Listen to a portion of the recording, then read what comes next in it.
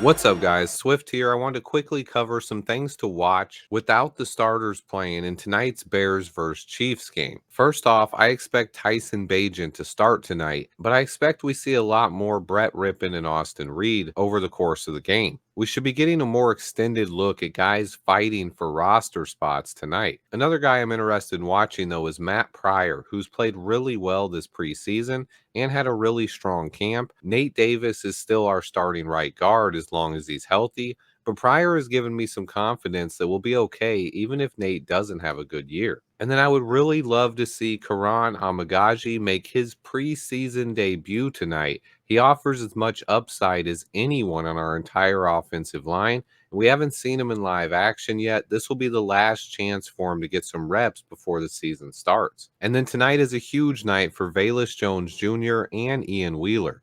Those two seem locked into a battle for one of the final roster spots. How the running back room plays out is still a big question mark.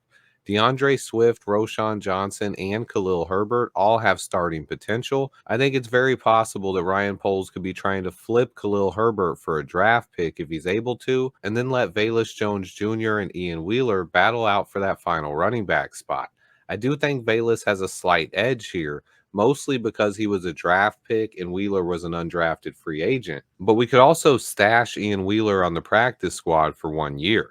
Both of these guys should get a ton of work tonight. And then we still have a spot or two open at the back end of our wide receiver room as well. After the top four guys, I think DeAndre Carter and Colin Johnson are the two most likely to make the roster. Carter's experience working with our wide receiver coach, along with his punt return ability, make him likely for the 53. And then Colin Johnson's had a great camp in preseason before he got banged up.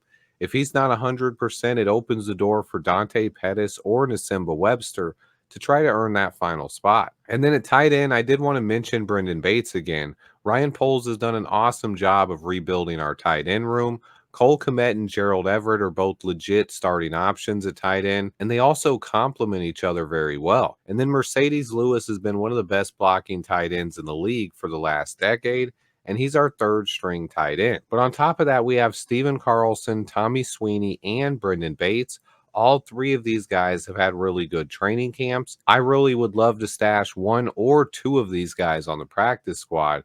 My favorite is rookie Brendan Bates out of Kentucky. But then onto the defense, Austin Booker and Dominique Robinson could both potentially be starting this game.